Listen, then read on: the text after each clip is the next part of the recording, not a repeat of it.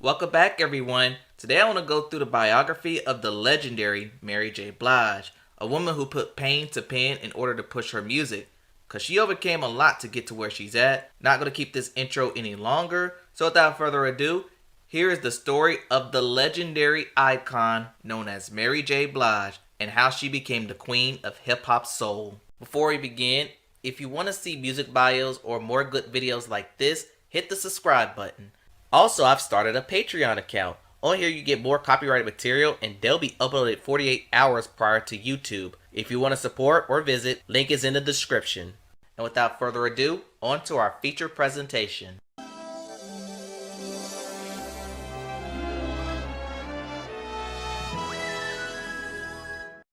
Mary J. Blige was born on January 11th, 1971.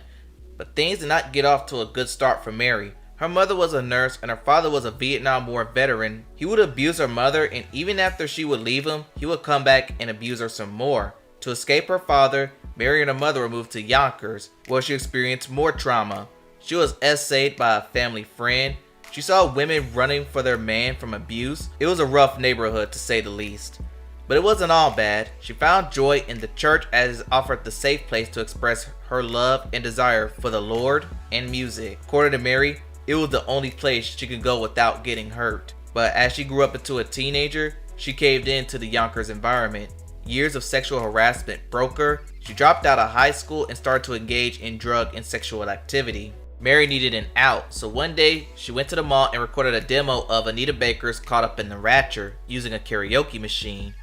She didn't think much of it until it landed in the hands of Jeff Redd, a recording artist for an upstart company known as Uptown Records. Andre Harrell got his hands on the tape and signed Mary J. Blige to the label. She got her start as a background singer for rapper Father MC. Then Andre teamed her up with the vice president of Uptown to shape her sound, and Sean Puff Daddy Combs, the man who all in the video, all on the record, dancing. Thanks to Puff, he decided to make Mary's image true to herself. Instead of the glitz and glam like Whitney and Mariah, she wore a baseball jersey with a backwards hat. They were branded as the queen of hip-hop soul. In 1992, Mary J. Blige released her debut single, You Remind Me. The song went to #1 on the R&B charts. Shortly after, she released her debut album, What's the 411. Her next single was Real Love. The video featured her image that her and Puff created, with her and her dancers donning baseball jerseys and baseball caps. Real Love also reached to #1 on the R&B charts, but crossed over to the pop charts, reaching #7 on the Hot 100. The song would later be remixed and featured an upcoming rapper from Brooklyn, New York named the Notorious Blige. Real Love will also be placed on the Rolling Stones 500 Best Songs of All Time, as What's the 411 went triple platinum. During this time, Mary started to date Jodeci's lead singer, K.C. Haley, and they did a song on her 411 album, I Don't Wanna Do Anything, produced by Devontae Swing. But the relationship was toxic, to say the least. At times, they were physical, and when they weren't abusing each other, they were abusing drugs and alcohol. The relationship as a whole would lead her into a depression. She reunited with Puff to record her second album, but since Mary was depressed, Puff advised her to channel her pain into her writing. The pain will result in My Life, released in November 1994. Some of the singles included Be Happy,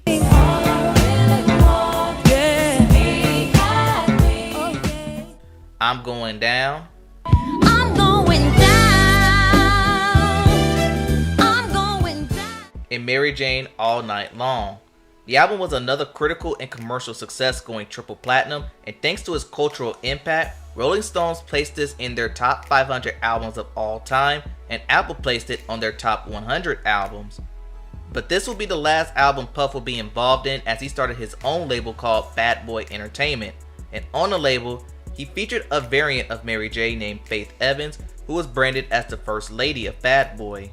As the album was taking off, Mary's love life with KC had fallen apart. To establish some stability in their relationship, KC proposed to Mary, but on a UK show, Mary flashed an engagement ring, but the host will humiliate her by showing what KC said about the relationship. The series, and Terry asked Casey this question. Have a look at this. You're going to break a few hearts because I've heard that you're going to marry Mary J. Blige, aren't you? No! That's That's a rumor. You know what I'm saying? That's a rumor for the States too, you know. Casey is not getting married. No huge engagement ring. Oh, yeah. Whatever. Let's move on, please. Okay. But now, disgusted. Things weren't all bad. Mary J would team up with Wu-Tang Clan member Method Man on the song I'll Be There For You, You're All I Need To Get By. The song reached number 1 on the rap and R&B charts and number 3 on the Hot 100.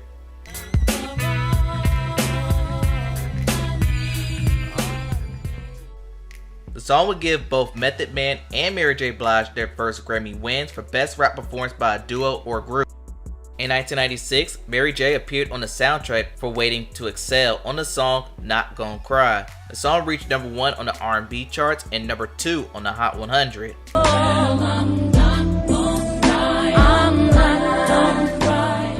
The song would later appear on her third album, but before that was released, her label Uptown was being dissolved and most of their artists merged with MCA, which was their parent company at the time.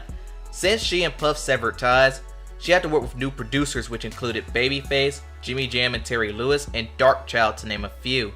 In April 1997, Share My World was released. Some of the songs included I Could Love You featuring Lil' Kim,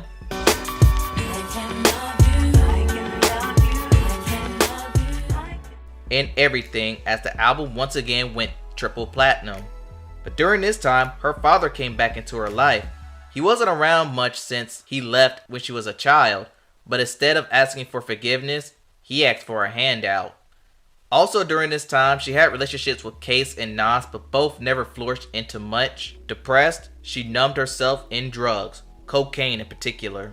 Things will only get worse in 1999 when she released her fourth self-titled album, Mary. Mary was still a critical and commercial success, but Mary reached her lowest point. She became face-to-face with her demons and, according to her, became face-to-face with death. Mary needed an out, and she got an out with Martin Kendu Isaacs. They talked about her problems and he listened, and it was he that got Mary to sober up, and she has since put the drugs and alcohol down. And in time too, because in January 2001, she made her first appearance at Super Bowl 35 alongside headliners NSYNC and Aerosmith, and co-headliners Britney Spears and Nelly. That same year, she made her acting debut on the independent film Prison Songs opposite Q-Tip. As her life was in repair, she worked on her fifth album. She took the time to reconcile with those she wronged done, including Puff and her parents.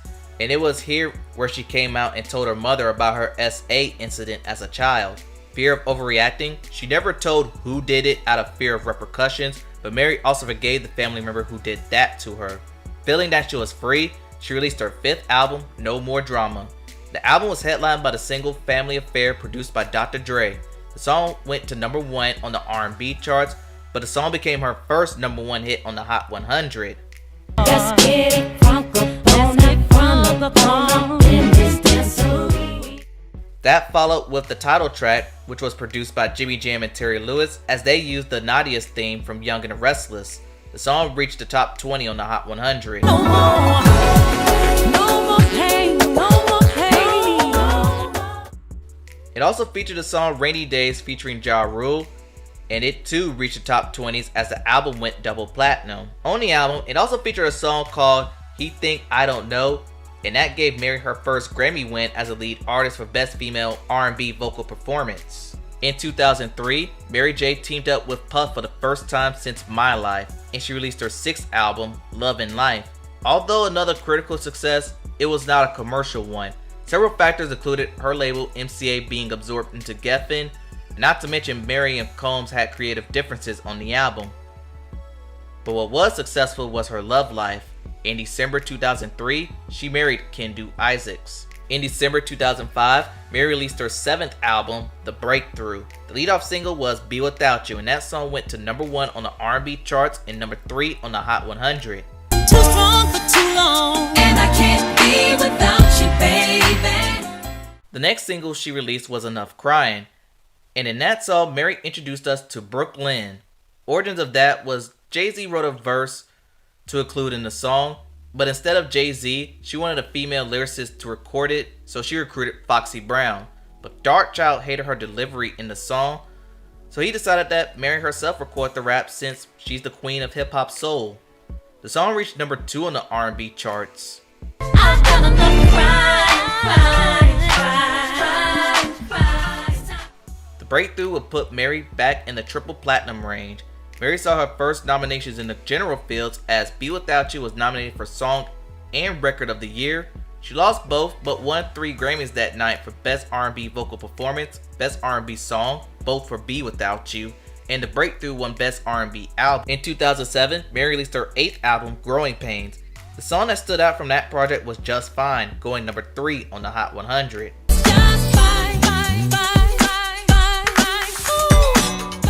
Growing Pains went platinum and Mary J saw 2 more Grammy wins.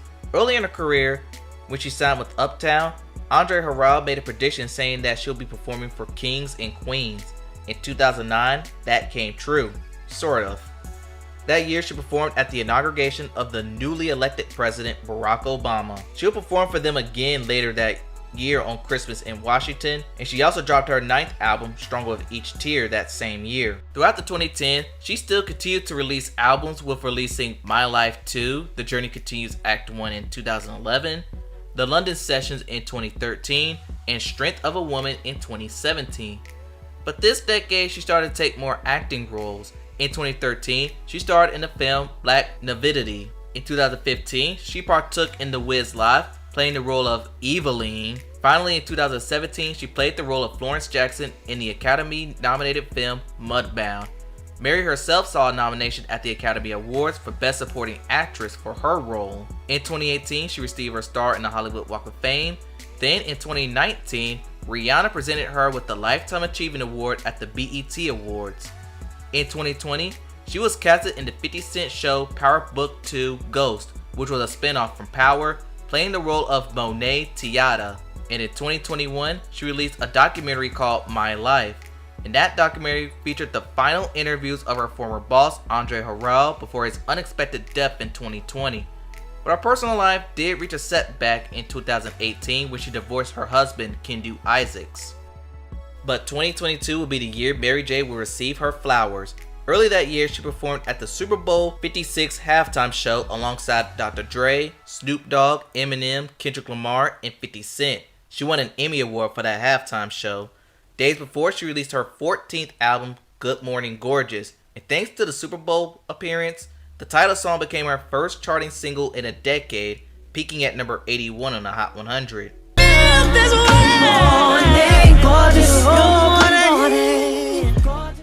Mary saw 5 nominations at the 2023 Grammys, which included Record of the Year and Album of the Year. In 2022, she received the Billboard Icon Award.